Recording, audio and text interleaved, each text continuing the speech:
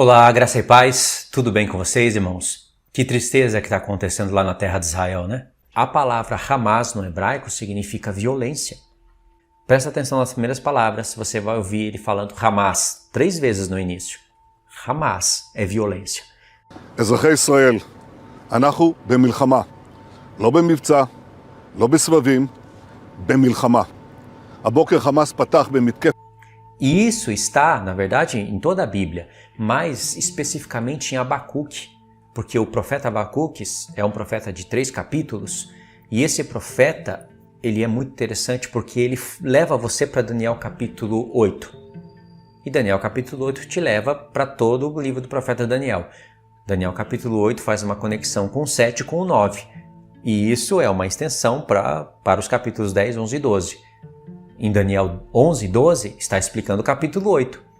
E ao explicar o capítulo 8, explica porções do capítulo 7 e do 2, ou seja, as visões que Daniel teve, todas estão sendo explicadas em Daniel 10, 11 e 12. E quando você vai ler Abacuque, ele te dá um zoom no profeta Daniel, te revelando coisas incríveis, ao ponto de Deus revelar o mundo tecnológico no profeta Abacuque.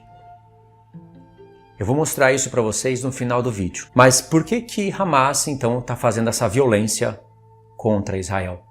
Israel merece isso? Não merece?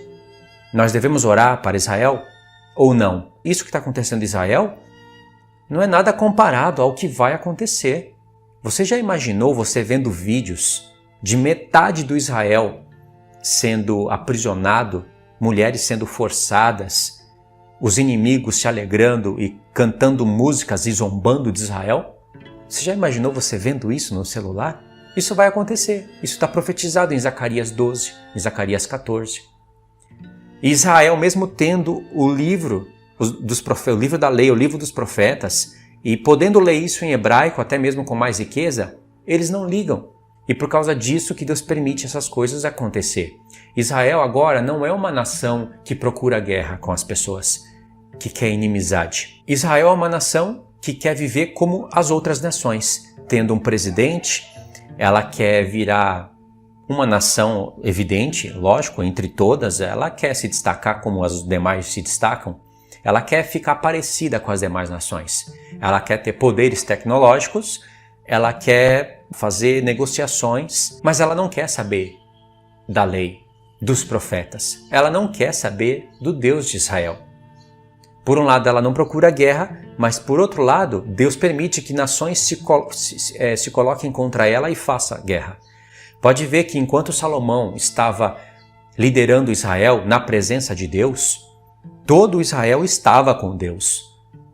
Jerusalém passou a ser rainha da terra e foi o único momento na história onde ela reinou sobre todas as nações da terra, onde ela dominou sobre todo mundo e aonde todas as nações da terra iriam até Jerusalém para ouvir a sabedoria de Salomão. E Salomão falava de Deus e da Escritura. O mundo estava sendo evangelizado por Jerusalém, mas quando Salomão começou a pecar, começou a cair, de pouco a pouco o povo foi vendo, o povo foi deixando o conhecimento, foi vendo também que Deus não repreendia naquele momento, parecia que estava tudo bem, e o povo começou a pecar também. Logo houve divisão, e aí a divisão do reino, das duas casas, começaram a brigar umas com as outras, e essa briga vem até hoje.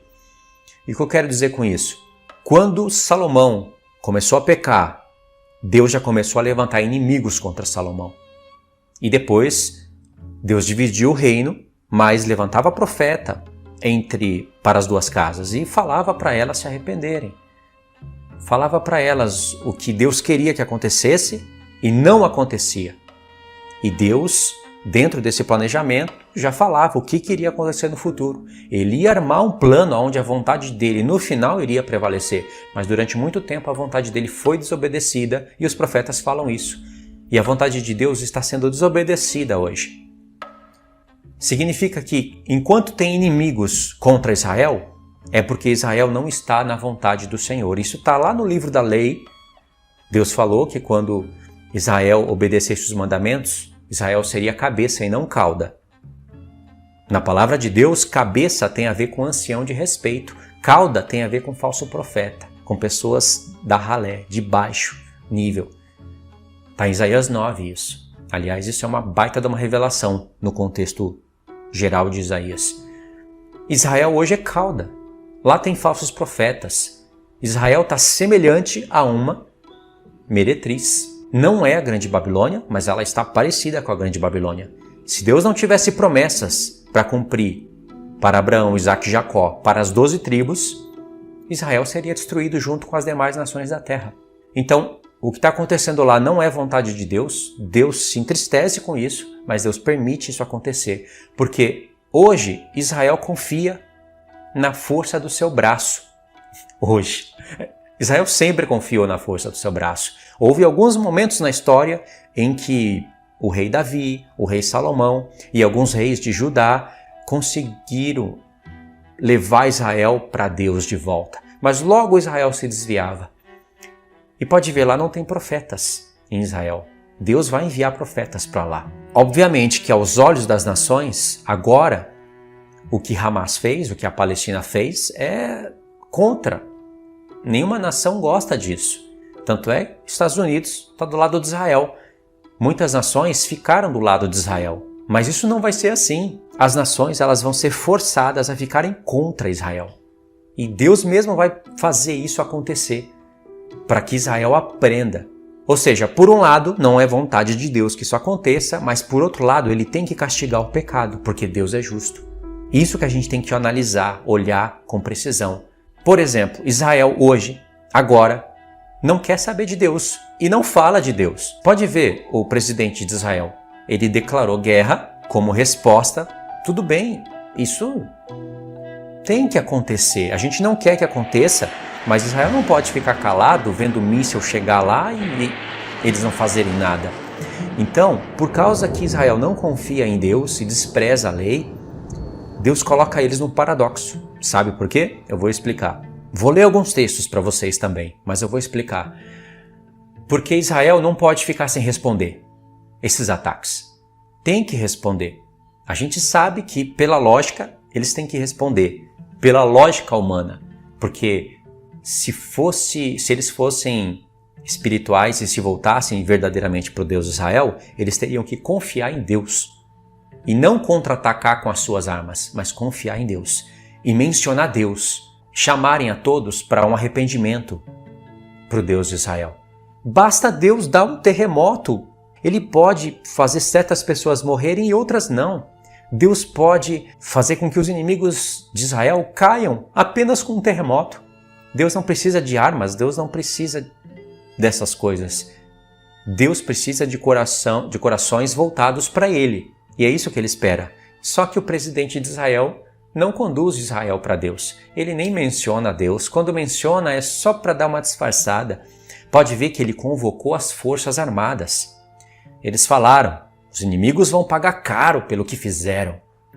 Ele fez exatamente o que os inimigos querem. Eles já esperavam o contra-ataque. Eles não atacaram Israel dessa maneira, né, que assim foi sem aviso, sem nada, numa semana de feriado, num dia importante para Israel. Não foi assim do nada, pensando, eles não vão contra-atacar, eles não vão fazer retaliação, eles vão ficar com medo. Não, eles já sabiam. Para que quando Israel promovesse, olha, é planejado, irmãos. Por isso que é um paradoxo. Quando Israel fosse atacado assim, do nada, e é um ataque severo, né? Bombas chegando lá, matando um monte de pessoas. Quando Israel fosse falar da guerra, fosse falar da vingança, eles iriam aproveitar esse momento para tentar conquistar os seus irmãos. אזרחי ישראל, אנחנו במלחמה. לא במבצע, לא בסבבים, במלחמה. הבוקר חמאס פתח במתקפת פתע רצחני נגד מדינת ישראל ונגד אזרחיה. A palavra Hamas no hebraico significa violência. Presta atenção nas primeiras palavras, você vai ouvir ele falando Hamas 3 vezes no início. Hamas é violência. אזרחי ישראל, אנחנו במלחמה. לא במבצע, לא בסבבים, במלחמה. הבוקר חמאס פתח במתקפת... Irã, Iraque, sabe, todos os que eles puderem, para fazerem guerra contra Israel. Eles estavam arrumando um pretexto para chamar todos contra Israel. Porque, afinal de contas, por mais que eles estejam em briga, eles vivem em briga, né, os filhos de Ismael, xiitas e sunitas, eles têm conflitos. Por mais que eles tenham conflitos, eles têm um inimigo em comum, que é Israel. Então eles aproveitaram essa oportunidade. Pode ver.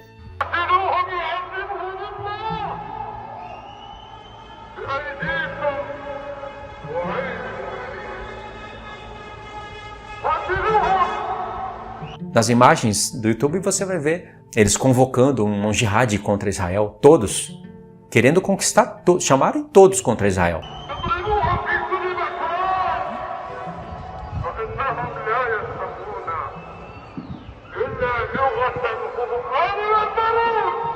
Ou seja, Israel caiu na armadilha.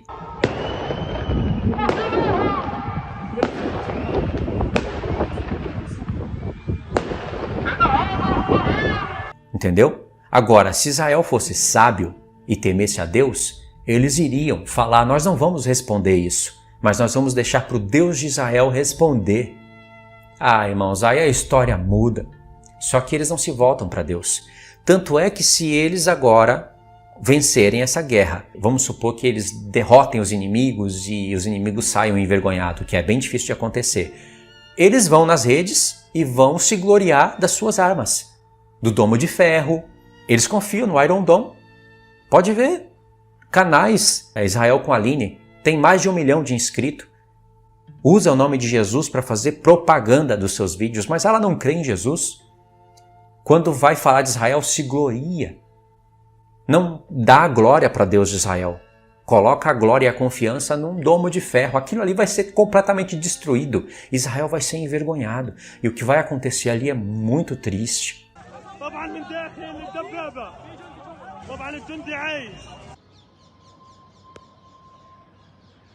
Porque eles não querem saber de Deus.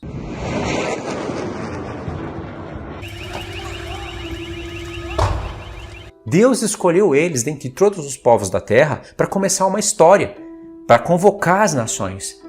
Eles falharam no passado e continuam falhando hoje.